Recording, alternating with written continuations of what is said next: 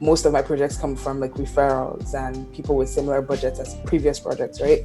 So I'm just wondering how, without any previous connections, do I find leads that can pay more? So we know this, birds of a feather flock together. So the leads that you get through referrals are going to tend to be very similar. So if they're not good, we got to start changing that, okay?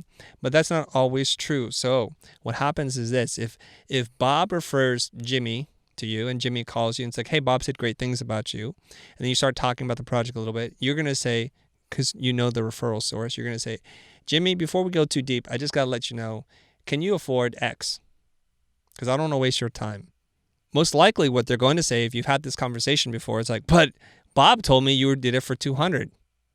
Why can't I get that price? Right?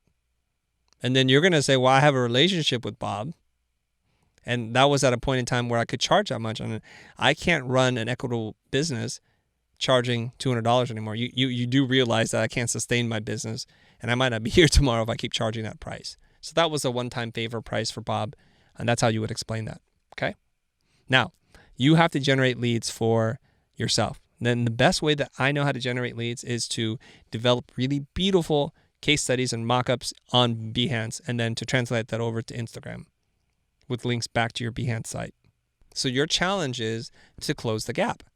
The more you close the gap between what somebody would say is Pentagram's work and your work and how you present it, the more likely you are going to get $1,000, $5,000, $10,000, $20,000, $100,000 for a mark. And that's what you want to do.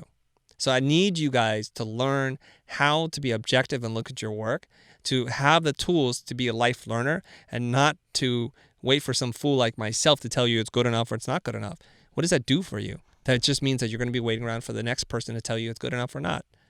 We know this, okay? We know this. Look objectively at work that you really look up to and admire and close the gap. You have all the tools and resources you need to close the gap already.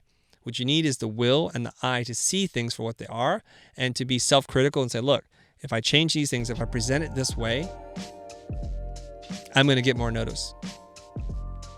Spend the time and the money and the effort to build beautiful mock-ups and case studies so that the work looks super expensive. What's going on, guys? This is a cut down from a larger video that I helped produce. Do me a favor, go watch the video and let me know what you think.